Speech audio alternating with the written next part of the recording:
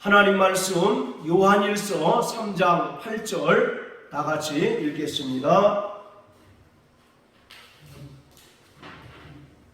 자, 같이 읽습니다. 시작. 죄를 짓는 자는 마귀에게 속하나니 마귀는 처음부터 범죄한 이니라. 하나님의 아들이 나타나신 것은 마귀의 일을 멸하려 하심이니라. 아멘.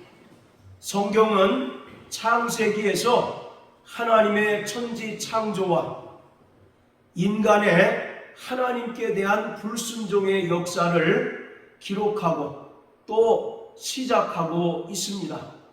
첫사람 아담이 하나님께 불순종하고 또 타락함으로써 세상에 죄와 사망이 들어오게 되었다는 것을 성경은 분명하게 기록하고 있습니다. 그리고 이러한 첫사람 아담이 타락하고 죄를 범하는 과정에 마귀가 매우 큰 역할을 했다는 사실도 성경은 분명하게 나타내고 있습니다.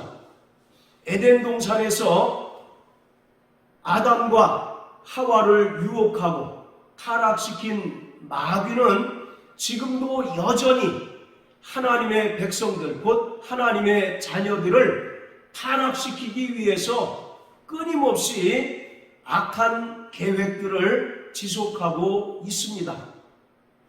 예수 그리스도는 이 땅에 마귀의 일을 멸하시기 위하여 오셨습니다. 그리고 첫사람 아담의 실패로 말미암아 모든 인간에게 들어온 죄와 사망의 권세로부터 구원하시기 위해서 이 땅에 오셨습니다. 예수 그리스도께서는 성령으로 잉태되셨고 또 요한에게 침례를 받으실 때에 성령이 그에게 임하셔서 성령과 능력으로 권능으로 마귀의 일을 멸하시고 또 영적인 싸움을 승리로 이끄셨습니다.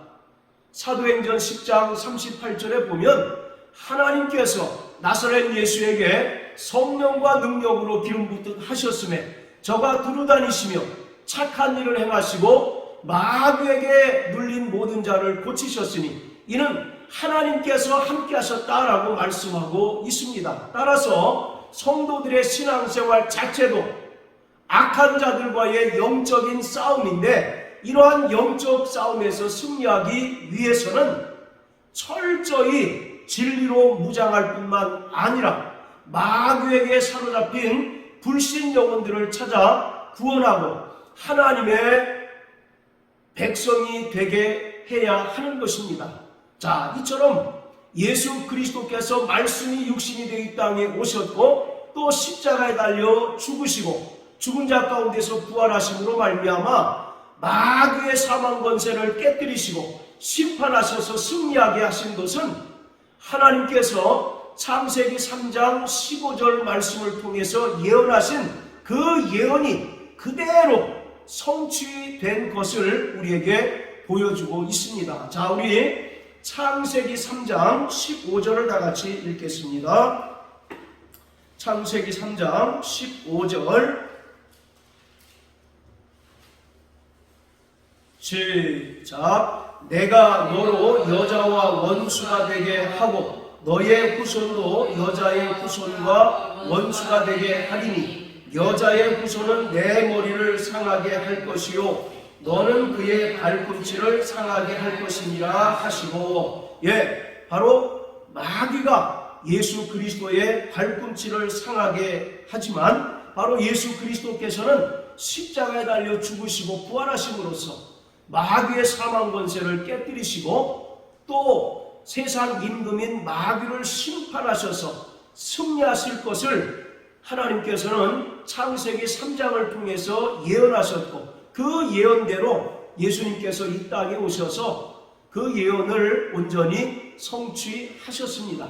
자, 그런데 하나님께서 통치하시는 하나님의 나라와 마귀가 다스리는 흑암의 세력 사이에는 지금도 여전히 끊임없이 영적인 전투가 지속되고 있습니다. 분명히 예수님께서 십자가에 달려 죽으시고 부활하심으로써 마귀의 사망 권세를 깨뜨리시고 세상 임금인 마귀를 심판하셨습니다. 그렇지만 여전히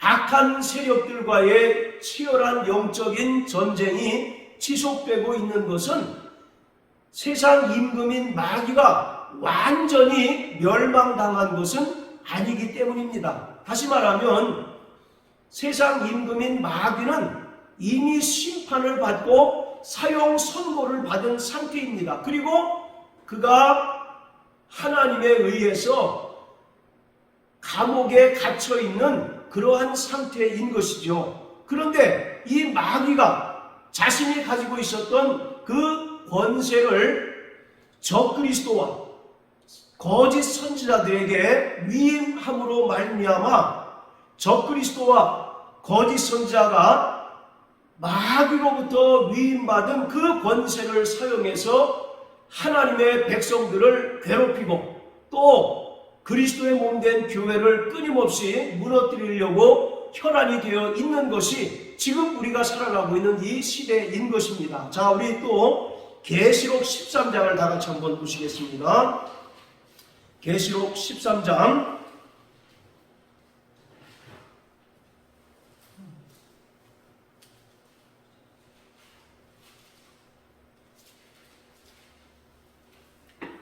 자, 계시록 13장에는 두 마리 짐승이 나타나는 것을 기록하고 있는데 13장 1절에 보면 바다에서 한 짐승이 올라옵니다.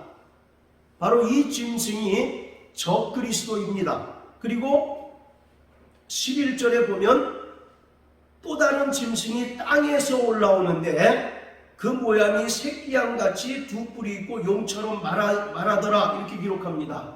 바로 두 번째 짐승은 거짓 선지자입니다.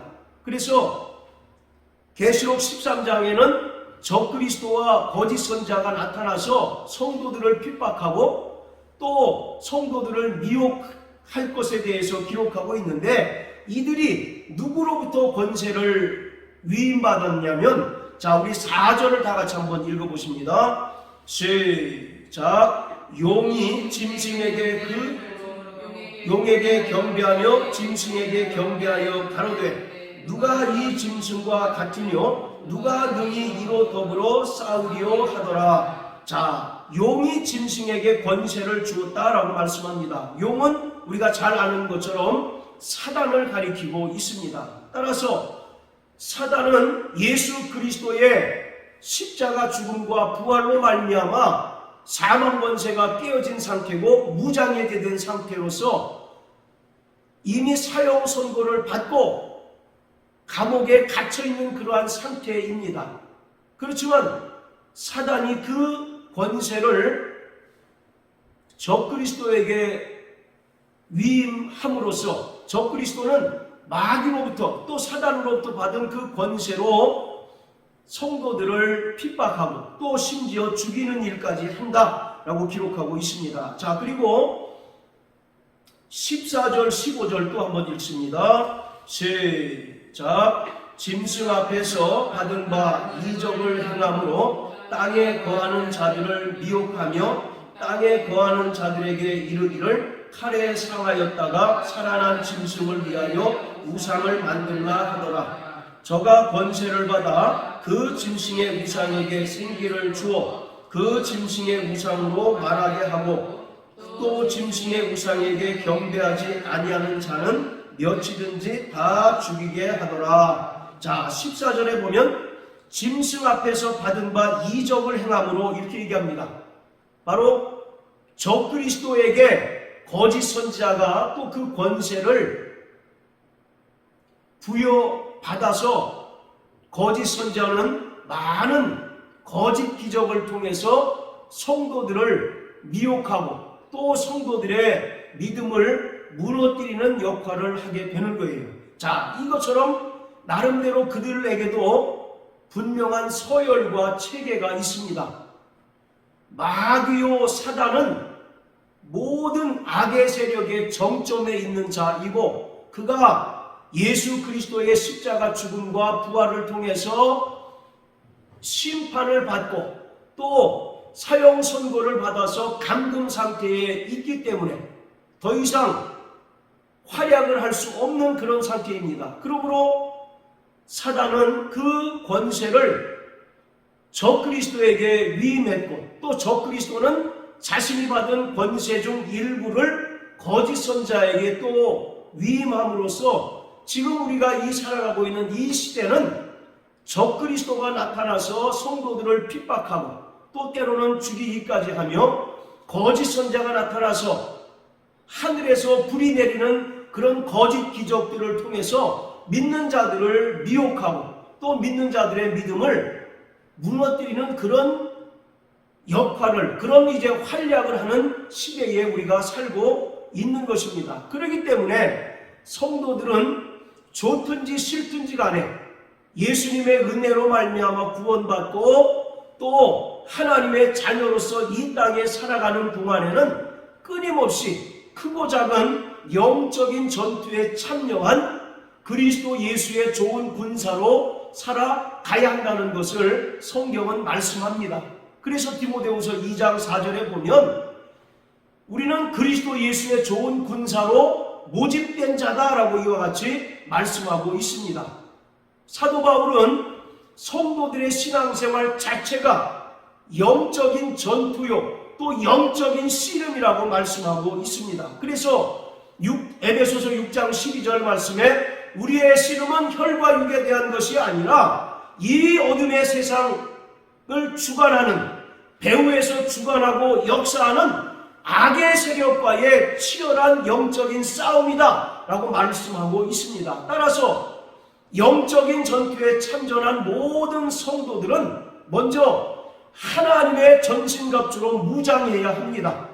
그리고 야고보서 4장 7절의 말씀과 같이 철저히 하나님께 순복하고 진리로 마귀를 대적할 때 우리는 온전히 승리할 수 있습니다. 자, 우리 구약성경 이사야서 59장 17절을 다 같이 읽겠습니다. 이사야서 59장 17절입니다. 시작. 의로 호심경을 삼으시고 구원을 그 머리에 써서 투구를 삼으시며 보수로 속옷을 삼으시며 열심을 입어 겉옷을 삼으시고, 이 말씀을 사도 바울이 인용을 한 것입니다. 여기서 보면 의로 호심경을 삼는다 라고 말씀하는데, 호심경이라고 하는 것은 바울의 표현으로는 의의 흉배를 말하고 있습니다. 적의 화살로부터 가슴을 보호하는 갑옷과 같은 것을 호심경이라고 이야기를 합니다. 그리고 구원을 그 머리에 써서 투구를 삼고, 이것을 사도 바울은 구원의 투구를 써라 이렇게 이야기하고 있습니다. 그리고 보수로 속옷을 삼으시고 열심을 입어 겉옷을 삼으셨다라고 이렇게 말씀합니다. 이처럼 영적인 전투에 참전하는 자들은 하나님의 전신갑주로 자신을 무장해야 합니다. 그리고 진리로 마귀를 대적할 때 진리가 우리를 피하고 또 마귀가 우리를 피하고 또 마귀가 우리에게서 떠날 수밖에 없는 것입니다. 하나님의 나라는 이러한 영적인 전투에서 승리한 자들에게 주어지는 전리품입니다. 그래서 계시록 2장과 3장에 보면 예수님께서 7교회에 쓰신 편지 가운데 계속 이기는 자에게는 계속 반복해서 기록하고 있어요. 이기는 자에게는 하나님 나라의 낙원에서 생명나무의 실과를 먹게 하겠다라고 말씀합니다. 또 계시록 21장 7절에 보면 이기는 자들에게는 하나님의 나라를 유업으로 얻게 하시겠다라고 분명하게 말씀하고 있습니다. 자, 이처럼 구원받은 모든 성도들은 그리스도 예수 안에 속하여서 영적인 전투에 참전하는 자들입니다. 성경은 바로 이러한 악한 모든 세력의 정점에 마귀가 있다는 사실을 우리에게 분명하게 가르쳐주고 있습니다. 그런데 마귀는 어떤 자냐? 바로 모든 죄의 근원이다라고 성경은 분명하게 말씀합니다. 요한일서 3장 8절에 보면 죄를 짓는 자는 마귀에게 속하나니 마귀는 처음부터 범죄한 자다라고 말씀합니다. 여기서 처음부터라고 하는 말은 요한일서 1장 1절에 보면 태초에 있는 생명의 말씀에 관하여는 이렇게 기록하고 있는데, 태초라고 하는 말과 요한일서 3장 8절에 처음부터라고 하는 말은 동일한 헬라어 단어를 썼습니다. 그러니까 인간이 창조되기 이전, 만물의 창조 이전에 이미 하늘에서 천사의 타락이 있었고, 또 천사가 범죄함으로써 하나님께서 그를 하나님의 성산에서 내어 쫓으신 일이 있었다는 것을 분명하게 보여주고 있습니다. 그리고 이 마귀가 하늘에서 자기에게 동조하는 천사 3분의 1을 합류시킵니다. 자, 우리 요한계시록 12장을 다 같이 한번 보십니다. 요한계시록 12장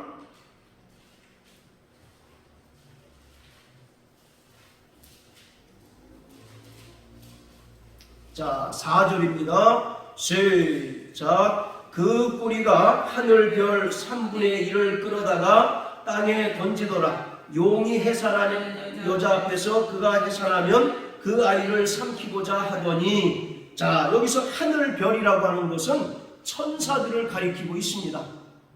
마귀가 하늘에서 범죄하고 타락할 때 자기만 범죄한 것이 아니라 하늘에 있는 천사들 3분의 1을 꿰어서 자기에게 동조하게 하고 자기 세력으로 합류를 시켰습니다. 자, 그리고 7절부터 우리 9절까지 한번 읽어보시겠습니다. 시작. 하늘에 전쟁이 있으니 미가엘과 그의 사자들이 용으로 더불어 싸울세. 용과 그의 사자들도 싸우나 이기지 못하여 다시 하늘에서 저희의 있을 곳을 얻지 못한지라. 큰 용이 내어 쫓기니 옛뱀 곧 마귀라고도 하고 사단이라고도 하는 온 천하를 꿰는 자라. 땅으로 내어 쫓기니 그의 사자들도 저와 함께 내어 쫓기더라. 자, 이처럼 하늘에서 하나님을 섬기고 수종들던 천사가 범죄하고 타락하였습니다. 그리고 자기만 타락한 것이 아니라 하늘에 있는 천사 3분의 1을 자기 세력으로 규합해서 하늘에서 전쟁을 벌였는데 이기지 못하여 땅으로 내어 쫓겼다라고 이와 같이 성경은 말씀하고 있습니다. 그러니까 인간이 창조되기 이전에 하늘에서 먼저 천사들의 타락이 있었다는 것을 분명하게 성경은 기록하고 있고, 하나님께서는 타락한 천사들을 용서치 아니하시고 큰 날의 심판까지 영원한 결박으로 흑암에 가두셨습니다. 그것을 지금 성경은 우리에게 분명하게 알게 하는 것입니다. 그렇기 때문에 이 땅에 내어 쫓긴 마귀와 그 수하에 있는 악한 영들은 끊임없이 하나님과 하나님의 형상대로 지음받은 피조물인 인간 사이를 분리하고 이간하는 그러한 이제 계획들을 수행하고 있습니다. 그렇기 때문에 영적인 전투에 참전한 성도들과 또 그리스도의 몸된 교회는 철저히 마귀의 거짓과 유혹을 분별할 수 있는 영적인 통찰력이 있어야 합니다.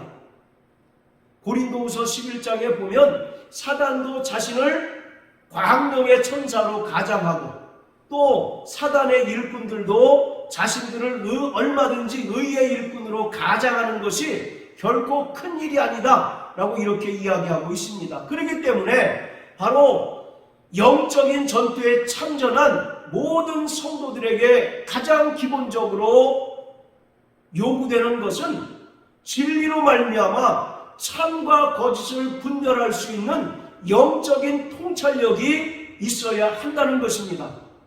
이러한 영적인 안목이 열려있지 않게 되면 우리가 얼마든지 거짓을 좇게 되고 또 자신도 모르는 사이에 거짓에 속하여 거짓을 말하는 자가 되어버릴 수 있다는 사실을 우리는 성경을 통해서 분명히 알아야 한 거예요. 그래서 우리는 정말 먼저 자신을 위해서 기도할 때 영적인 통찰력이 있게 되시기를 구하는 자 되길 바랍니다. 우리가 정말 진리 안에 굳게 서서 참과 거짓을 분별하는 능력이 있을 때 얼마든지 우리를 향하여 거세게 마귀와 그의 수하에 있는 악령들이 우리를 해하려고 도전할지라도 우리는 그것이 마귀의 역사요 또 귀신의 역사라는 사실을 깨닫고 진리로 능히 그들을 대적하고 이길 수 있는 것입니다. 할렐루야. 바로 이러한 마귀는 본래 하나님을 섬기고 또 수종들고 하나님을 찬양하는 천사였습니다. 그러나 이 하나님을 수종들고 하나님을 이제 찬양하던 천사였던 자가 스스로 교만하고 타락함으로써 하나님을 배신하게 됨으로써 하나님께서 그를 하나님의 성산에서 내어 쫓아버리고 말았습니다. 이러한 마귀의 타락 양상은 이사야서 14장에 분명하게 기록되어져 있습니다. 자, 우리 구약성경 이사야 14장을 다 같이 한번 보십니다. 이사야 14장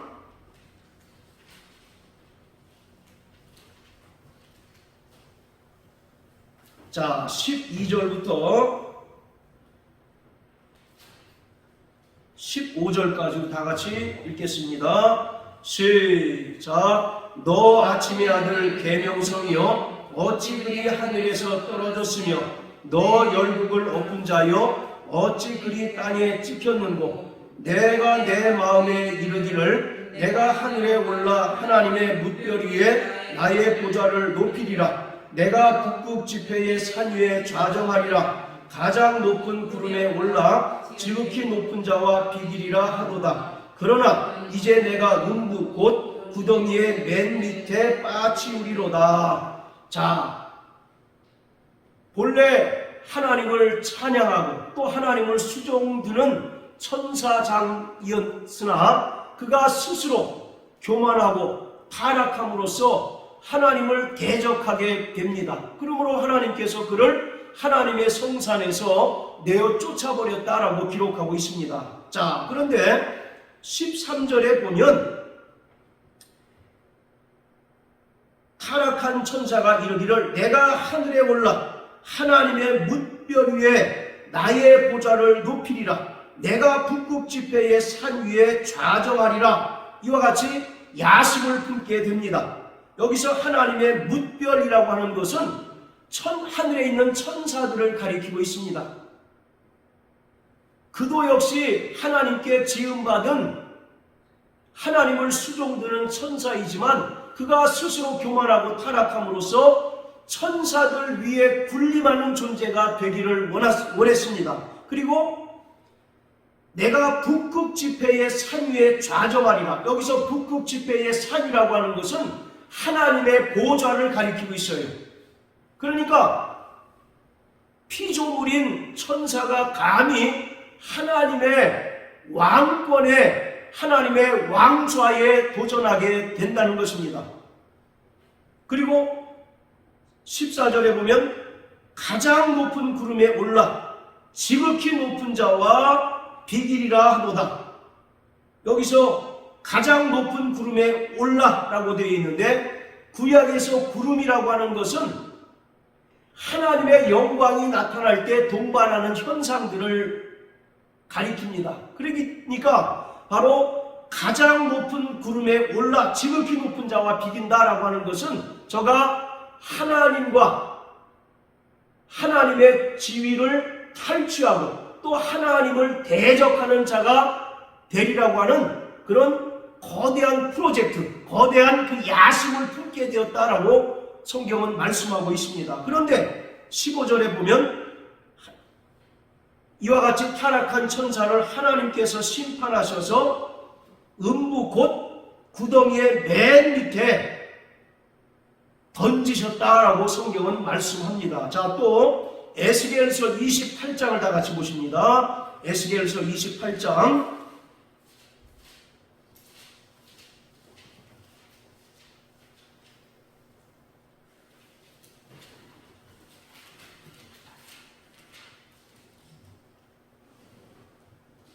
자, 11절부터 우리 좀 긴데 19절까지 다 같이 읽겠습니다. 시작. 여호와의 말씀이 또 내게 임하여 가라사대 인자야 두로 왕을 위하여 애가를 지어 그에게 이르기를 주 여호와의 말씀에 너는 완전한 인이었고 지혜가 충족하며 온전히 아름다웠도다. 내가 옛적에 하나님의 동산 에덴에 있어서 각종 보석 곧 홍보석과 황보석과 금광석과 황옥과 홍마루와 창옥과 청보석과 남보석과 홍옥과 황금으로 단장하였으며 내가 지음을 받던 날에 너를 위하여 수고와 비파가 예비되었었도다. 너는 기름 부음을 받은 넘는 그룹이며 내가 너를 세우매 내가 하나님의 성산에 있어서 화강석 사이에 왕래하였었도다. 내가 지음을 받던 날로부터 내 모든 길에 완전하더니 마침내 불의가 드러났도다. 내 무역이 강포함으로 내 가운데 강포가 가득하여 내가 범죄하였도다. 너 덮는 구루바 그러므로 내가 너를 더럽게 여겨 하나님의 산에서 쫓아내었고 화강석 사이에서 멸하였도다. 내가 아름다움으로 마음이 교만하였으며 내가 영화로움으로 내 지혜를 더럽혔으며 내가 너를 땅에 던져 여람 앞에 두어 그들의 구경거리가 되게 하였도다. 내가 죄악이 많고 무역이 불의함으로 내 모든 성소를 더럽혔으며 내가 내 가운데 불을 내어 너를 사르게 하고 너를 목도하는 모든 자 앞에서 너로 땅 위에 죄가 되게 하였도다. 만민 중에 너를 아는 자가 너로 인하여 다 놀랄 것이며 내가 경계거리가 되고 내가 영원히 다시 잊지 못하리라 하셨다 하라. 아멘. 자, 이것은 본래 두로 왕의 타락하는 모습을 기록하고 있는데 두로 왕의 타락하는 모습이 마치 하늘에서 스스로 교만하여 하나님께 범죄하여 타락한 천사의 양상과 동일하다는 것을 말씀하고 있는 것입니다. 당시에 두로 왕은 해상 무역이 왕성해서 모든 세상의 금은 보석, 귀한 물건이 다 두로라고 하는 나라로 집결이 됩니다. 그러니까 물질이 많음으로 인하여 두로 왕이 교만하여서 스스로 이르기를 나는 신이다라고 이와 같이 자처하게 된 것이죠. 이러한 두로 왕의 타락하는 모습이 결국 하늘에서 스스로 교만하여 하나님을 대적하고 범죄한 천사의 타락 양상과 같다라는 것을 말씀하고 있습니다. 자, 이처럼 본래 마귀는 하나님의 성산에서 하나님을 찬양하고 하나님을 영화롭게 하고 하나님께 경배하도록 지음받은 천사였습니다. 그러나 지음을 받던 날로부터 완전하더니 스스로 교만하여 타락하고 또 결국 하나님을 대적하게 되었다라고 말씀합니다. 그러므로 하나님께서 그를 용서치 아니하시고 큰 날의 심판까지 영원한 결박으로 흑암에 가두셨습니다. 자, 또 유다서 1장을 다 같이 보시겠습니다. 유다서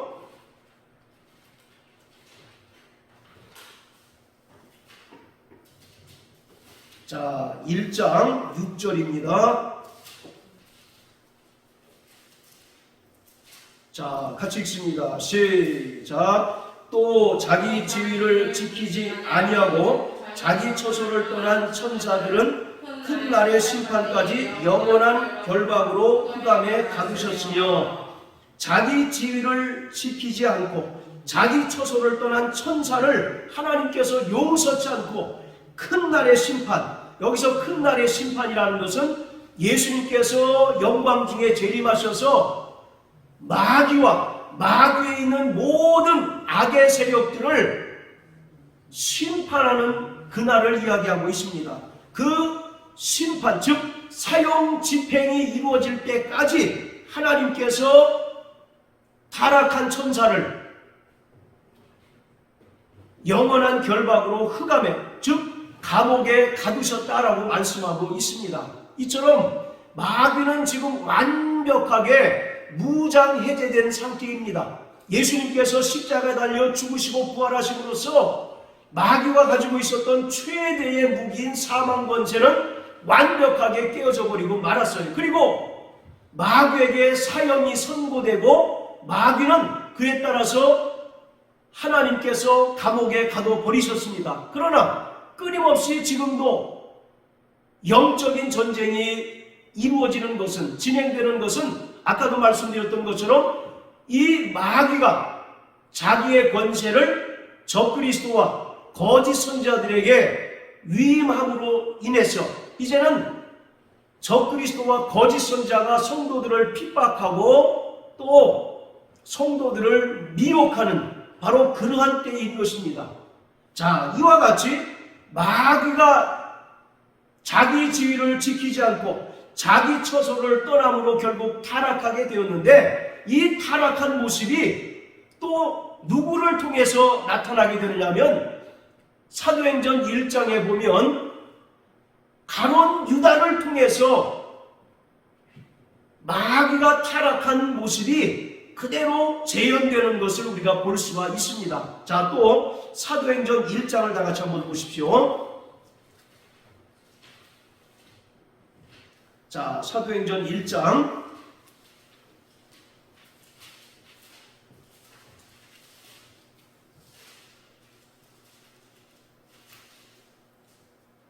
자,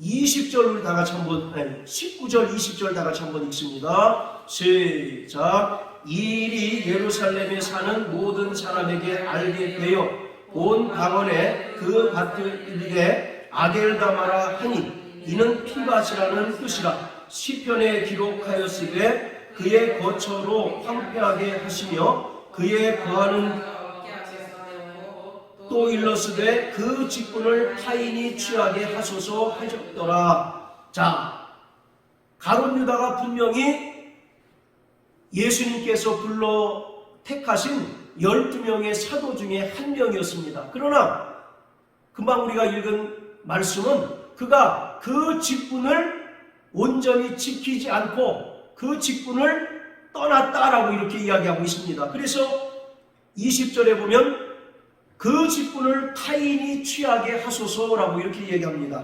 자, 그리고 25절 우리 또 한번 읽어보십니다. 시작. 봉사와 및 사도의 직무를 대신할 자를 보이시옵소서. 유다는 이를 버리었고 제 곳으로 갔나이다 하고. 자, 이처럼 가룟 유다가 결국 자살해서 죽었는데 그 자살하는 모습이 얼마나 끔찍합니까? 18절에 보면 몸이 곤두박질하여 배가 터져 창자가 다 흘러나왔다라고 이렇게 얘기합니다. 바로 이것은 그냥 자살한 그런 모습이 아니라 하나님께 분명히 심판받아 죽은 그러한 모습을 기록하고 있는 것입니다. 가룟 유다가 왜 하나님께 이렇게 심판을 받았습니까? 그가 자기 지위를 떠나고 자기 처소를 지키지 않았기 때문이다라고 말씀하고 있는 거예요. 결국 이것은 마귀가 창세전에 하늘에서 범죄하고 타락한 양상과 동일한 것을 우리에게 분명하게 보여주고 있습니다. 그렇기 때문에 구원받은 성도들은 끊임없이 자기 지위와 처소를 지키는 자가 되어야 합니다. 즉 성도로서의 본분을 지켜야 된다는 것을 말하고 있습니다. 마귀는 자신이 피조물임에도 불구하고 하나님의 영광을 찬탈하려고 하였고 하나님의 보좌를 빼앗으려고 범죄를 저질렀습니다. 그 타락한 모습이 가룟 유다를 통해서 그대로 재현됨으로써 가룟 유다가 이와 같이 끔찍한 모습으로 자살하게 된 것은 결코 일반적인 자살의 모습이 아니라 하나님께 심판을 당하여 죽은 그러한 모습이라고 성경은 분명하게 기록하고 있는 것입니다. 자, 이처럼 하나님께 찬양하고 또 하나님을 섬기라고 지음을 받은 천사였지만 자신의 아름다움에 도취되고 스스로 교만하여 타락함으로써 하나님의 보좌를 빼앗으려고 하고 또 뭇별 위에 자신의 보좌를 두려고 했던 타락한 천사를 하나님께서 용서치 않으시고 영원한 결박으로 가두셨을 뿐만 아니라 예수님께서 장차 영광 중에 재림하실 때 영원히 꺼지 않는 유황불못에 던지움을 당하게 될 것입니다. 그 기간 동안 우리는 크고 작은 영적인 전투를 벌이며 살아가는 그러한 존재들인 것입니다. 마귀는 하나님을 대적하는 모든 세력의 대표입니다. 그래서 성경은 세상 임금이고 귀신의 왕이다 라고 이렇게 표현하고 있습니다. 신약 성경에는 마귀 곧 사단을 크게 세 가지 명칭으로 분류해서 부르고 있습니다. 그 첫 번째는 자 따라서요. 마귀란 말은 헬라어로 디아볼로스라고 합니다. 디아볼로스라고 하는 말은 여러 의미가 포함되어 있지만 가장 대표적인 의미는 분리시키다라는 뜻입니다.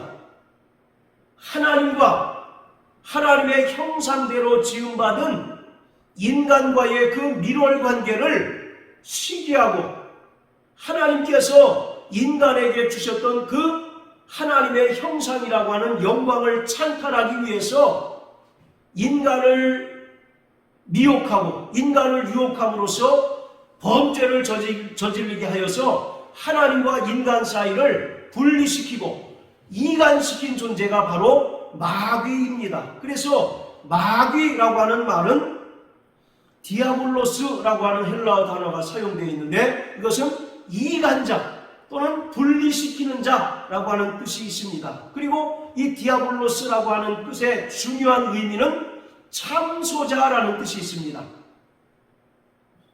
계시록 12장에 보면 온 천하를 꿰는 자다라고 이와 같이 말씀하고 있지 않습니까? 그리고 또 로마서 8장에 보면 누가 하나님께서 의롭다 하신 자를 누가 고소하겠느냐라고 이와 같이 말씀하는데 바로 마귀가 율법을 통해서 구원받은 성도들을 끊임없이 참소하고 끊임없이 고소한다는 것입니다. 그러나 우리는 안심할 수 있는 것은 예수 그리스도께서 우리의 유능한 변호사이심으로 인하여 우리는 안심할 수 있는 것입니다. 할렐루야. 요한일서 2장 1절에 보면 우리를 위하여 대언하실 분이 계시다라고 말씀하지 않습니까? 바로 그 대언자라고 하는 말이 보혜사라는 뜻인데 다른 말로 변호사라는 뜻이에요. 끊임없이 마귀는 율법을 통해서 우리를 참소하고 고소합니다. 하나님, 아무개가 지금은 은혜 받아서 구원받았다고 저렇게 날뛰지만 과거에는 이러이러한 죄를 저질렀습니다라고 끊임없이 과거의 죄를 들추어내고 과거의 죄를 나열함으로써 죄인인 것을 계속 강조합니다. 그러나 예수 그리스도께서는 친히 십자가에 달려 죽으심으로 말미암아 우리의 모든 죄를 속량해 주셨습니다. 과거와 현재와 미래의 모든 죄를 속량해 주셨기 때문에 우리는 더 이상 마귀의 참소에 놀아날 자가 되지 않는 것입니다. 할렐루야. 세상에도 일사부재리의 원칙이라는 것이 있습니다. 과거의 죄는 다시 소환해서 들치지 않는다는 그런 것이 있는 것처럼 이미 예수님께서 우리의 모든 죄를 다 완벽하게 속량해 주셨어요. 그렇기 때문에, 그리고 또 하나님께서 우리를 의롭다라고 선언해 주셨기 때문에 우리는 더 이상 마귀의 정죄와 마귀의 참소에 두려워할 필요가 전혀 없습니다. 할렐루야. 다 따라하세요. 나는 과거와 현재와 미래의 모든 죄로부터 자유하다. 할렐루야. 이것이 오늘 우리의 믿음의 담대함입니다. 히브리서 10장에 보면 우리의 담대함은 이것이니 라고 말씀하잖아요. 오늘 이와 같이 우리는 예수님께서 우리의 모든 죄를 다 완벽하게 영원히 속량해 주셨기 때문에 마귀가 끊임없이 과거의 죄를 들춰냄으로써 우리를 고소하고 참소할지라도 두려워할 필요가 전혀 없습니다. 이처럼 마귀는 끊임없이 우리를 참소하고 고소하는 자입니다. 자, 그리고 두 번째, 사단이라고 하는 명칭은 대적자, 멸하는 자라고 하는 뜻이 있습니다. 계시록 12장에 보면 용이라고 표현되어 있는데, 이처럼 바로 세상의 권세를 가지고 하나님을 대적하고 또 세상의 권세를 가지고 교회를 대적하고 구원받은 성도들을 대적하는 자가 바로 사단입니다.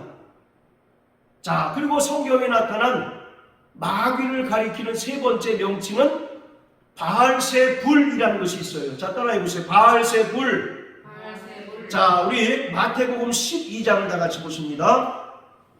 마태복음 12장.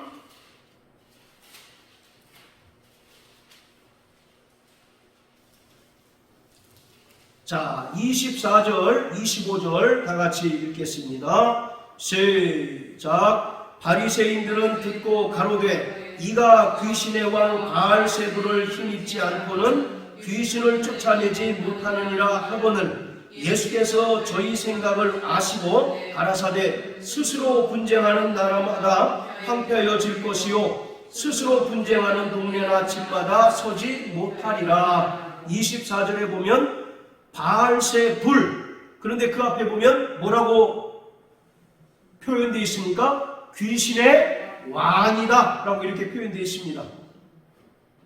바알이라고 하는 말은 주인, 임금이라고 하는 뜻이고요.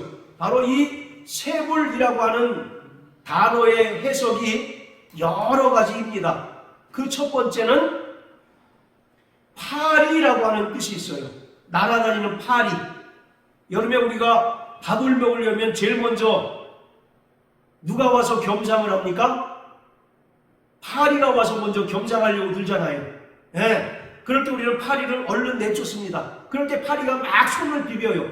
손을 비빌 때 그것은 용서를 구하는 것이 아닙니다. 우리는 단호히 내쫓는 것처럼 바로 바알이라고 하는 말은 임금 그런 뜻이고 세불이라는 말은 여러 의미가 있는데 그 대표적으로는 파리라고 하는 뜻입니다. 그래서 바알세불이라고 하는 뜻이 파리 대왕, 그러한 의미가 있습니다. 이것은 열왕기 하 1장에 보면 아합 왕이 자기의 어떤 그 병이 나을지를 에그론의 신 바알세불에게 묻는 장면이 나옵니다. 그 바알세불이라고 하는 명칭에서 유래가 되었습니다.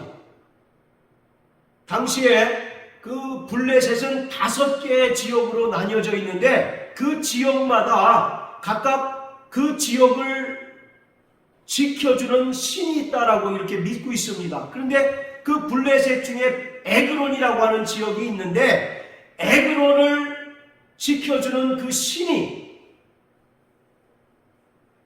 바알세불이에요. 그래서 실제로 파리 모양의 신을 섬겼다고 합니다. 우리도 그 마을 어귀마다 천하대장군, 지하여장군, 그걸 뭐라 그러죠, 이게?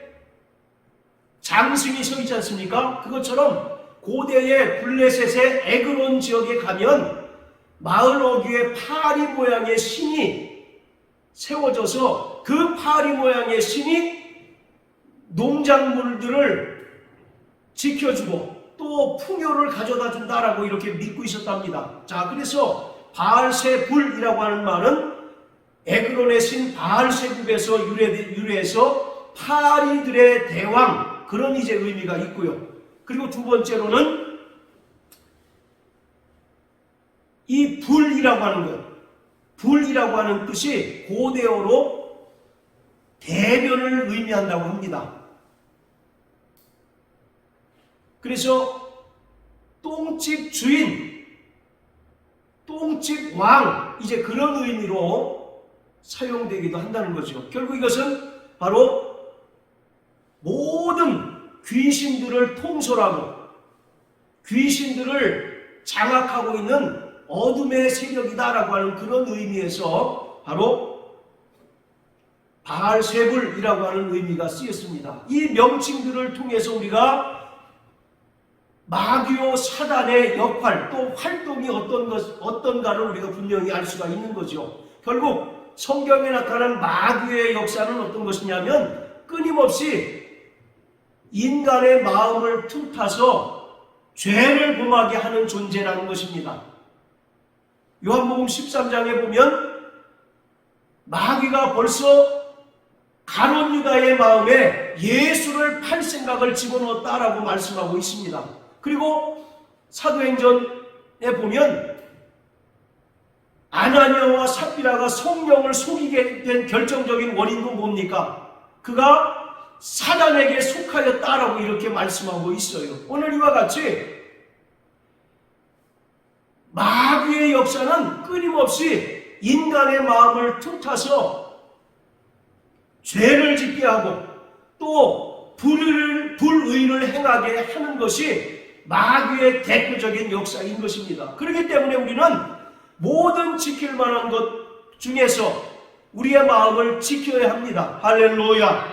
왜냐하면 생명의 근원이 우리 마음에서 비롯되기 때문에 그래요. 그래서 우리의 마음과 생각을 누가 지배하느냐에 따라서 천국과 지옥이 결정될 수 있다는 사실을 우리는 분명히 깨달아야 합니다. 우리의 심령을 성령께서 지배하면 우리는 하나님의 거룩하심을 따라서 거룩한 성화의 삶을 온전히 살아갈 수 있습니다. 또 성령의 열매를 맺으며 살아갈 수가 있어요. 그러나 우리가 비록 구원받은 하나님의 자녀라 할지라도 여전히 성령께서 우리를 지배하지 않으시고 악령이 지배하고 귀신이 역사하게 되면 우리는 과거로 끊임없이 돌아갈 수밖에 없고 죄를 범할 수밖에 없는 것입니다. 그러므로 모든 지킬 만한 것 가운데 우리의 마음을 굳게 지키는 자 되시길 주의 이름으로 축복합니다. 할렐루야. 그리고 마귀는 끊임없이 우리에게서 하나님의 말씀을 빼앗아갑니다. 우리에게서 하나님의 말씀을 빼앗아가고 세상의 염려와 재리의 유혹을 가져다 줍니다. 자, 우리 마태복음 13장 다 같이 한번 보십니다. 마태복음 13장 자 19절부터 22절까지 다 같이 읽습니다. 시작. 아무나 천국 말씀을 듣고 깨닫지 못할 때는 악한 자가 와서 그 마음에 뿌리운 것을 빼앗나니 이는 곧 길가에 뿌리운 자요 돌밭에 뿌리었다는 것은 말씀을 듣고 즉시 기쁨으로 받되 그 속에 뿌리가 없어 잠시 견디다가 말씀을 인하여 환난이나 핍박이 일어나는 때에는 곧 넘어지는 자요 가시떨기에 뿌리었다는 것은 말씀을 들으나 세상의 염려와 재리의 유혹에 말씀이 막혀 결실치 못하는 자요. 자, 19절에 보면 하나님의 말씀을 들어도 악한 자가 와서 그 마음에 뿌려진 하나님의 말씀을 빼앗는다라고 말씀하고 있습니다. 그리고 세상의 염려와 재리의 유혹을 끊임없이 가져다 줌으로써 하나님의 뜻대로 하나님 말씀에 순종하며 살기보다는 자꾸 자신의 뜻과 의지로 살도록 부추기고 또 그렇게 돕는 존재가 바로 마귀인 것입니다. 고린도후서 4장 4절에 뭐라고 기록합니까? 이 세상 신들이 믿지 않는 자들의 마음을 혼미케 하여 영광의 복음의 광채를 비추지 못하게 한다라고 말씀하고 계셔요. 성령의 역할은 우리 마음을 하나님 말씀으로 조명해 주는 역할을 합니다. 그래서 말씀을 깨닫게 하고 그 말씀을 통하여 우리로 하여금 믿음을 얻게 하고 믿음으로 살아가도록 돕는 이가 바로 성령이십니다. 할렐루야. 그러나 세상 신 곧 마귀에게 속한 모든 악령들은 믿지 않는 자들의 마음을 혼미케 합니다. 번잡게 합니다. 그리고 영광의 복음의 광채가 그 마음에 들리우지 않게 합니다. 그래서 우리가 오랫동안 신앙생활 한다 할지라도 여전히 구원의 확신이 없고 때로는 갈짓자 신앙생활하는 그 이유는 다름 아닌 그가 세상 신에 의하여 장식되어 있기 때문인 것입니다. 자, 따라하세요. 더러운 귀신아, 내게서 떠나가라. 말씀을 듣지 못하게 하는 더러운 귀신아, 내게서 떠나갈지어다. 그리고 마귀는 끊임없이 우리 육체를 괴롭힙니다. 끊임없이 우리 육체를 병들게 하고 또 끊임없이 우리를 죽음으로 이끄는 존재가 바로 마귀요, 그 마귀의 수하에 있는 악한 영들인 것입니다. 그러므로 진리로 마귀를 대적하는 자 되시길 주의 이름으로 축복합니다. 그러나 우리가 필요 이상으로 마귀를 두려워할 필요는 없습니다. 왜냐하면 마귀 역시도 하나님께서 부리시는 악한 종일 뿐이기 때문에 그렇습니다. 모든 마귀의 역사는 독단적으로 행사하는 것이 아니라 하나님의 절대 주권 하에서 제한적으로 행하는 것뿐이라는 것입니다. 여러분, 욥기서 2장을 보세요. 하나님께서 사단에게 내가 욥을 보았느냐, 저가 얼마나 믿음이 훌륭하냐 라고 이렇게 사단에게 욥을 자랑했더니 욥이 뭐라고 그럽니까? 자, 우리 한번 욥기 2장을 다 같이 한번 보세요. 자, 욥기 2장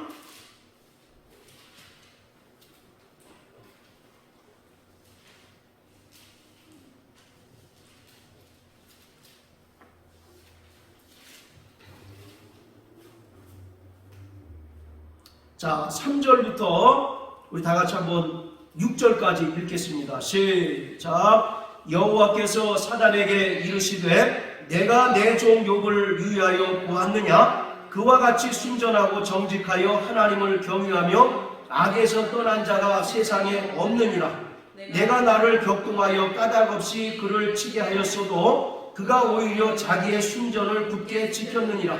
사단이 여호와께 대답하여 가로되 가죽으로 가죽을 바꾸오니 사람이 그 모든 소유물로 자기의 생명을 바꿀지라. 이제 주의 손을 펴서 그의 뼈와 살을 치소서. 그리하시면 정령 대면하여 주를 욕하리이다.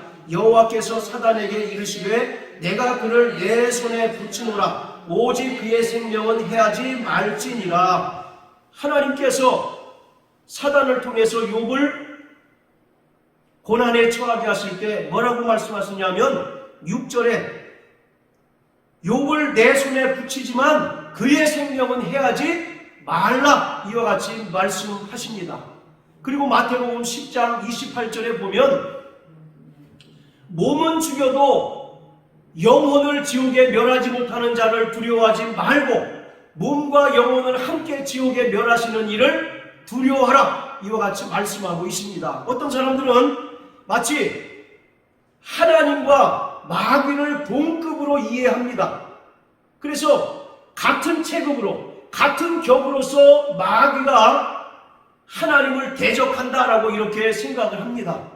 그러나 마귀는 분명히 지음받은 피조물에 불과합니다. 그렇기 때문에 마귀의 모든 역사는 하나님의 절대 주권 하에서 제한적으로 이루어질 수밖에 없다는 사실을 우리는 분명히 깨닫고 알아야 합니다. 그렇기 때문에 우리는 마귀를 두려워할 것이 아니라 우리의 몸과 영혼을 지옥에 멸하실 수 있는 하나님을 두려워하고 또 하나님을 경외하는 자가 되어야 합니다.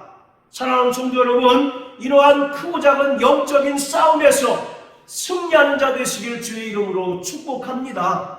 성경은 이미 우리에게 승리의 공식을 알려주셨어요. 하나님의 말씀을 의지하는 자는 이미 승리한다라고 말씀하고 있습니다. 또 우리에게 주신 예수 이름의 권세와 그 능력으로 악한 자를 내어쫓으라고 말씀하고 또 마귀를 대적하라고 말씀하고 있습니다. 그리고 무엇보다도 성령께서 우리의 마음과 생각과 의지를 주관하시고 지배하셔서 마귀가 우리를 틈타고 또 엿볼 수 있는 기회 자체를 봉쇄하라고 성경은 분명하게 말씀하고 있습니다. 성경에 7 귀신이 나갔다가 물 없는 곳으로 다니다가 쉴 곳을 얻지 못해서 자기가 있던 곳으로 돌아와 보니 비고 소재되고 술이 되었거늘. 그러니 자기 친구를 더 데리고 와서 귀신이 역사하기 시작하니까 그 나중 형편이 전보다 더 심하다라고 말씀합니다. 비고 소재되고 술이 되었다라는 얘기는 그 안에 은혜가 없다는 겁니다. 그 안에 성령이 충만히 거하지 않으신다는 겁니다. 마귀와 귀신은 어찌 보면 우리의 영적 상태를 귀신같이 잘합니다. 우리가 하나님의 말씀에 순종하며 사는지 또 하나님의 은혜가 충만하고 또 배에서 생수의 강이 흘러 넘치는지 아는지를 우리보다 우리 자신을 더 잘 아는 존재가 바로 마귀요 귀신이에요. 그래서 우리를 어떻게 하면 넘어뜨릴 수 있는가를 귀신같이 잘 아는 존재가 마귀요 그 수하에 있는 귀신들입니다.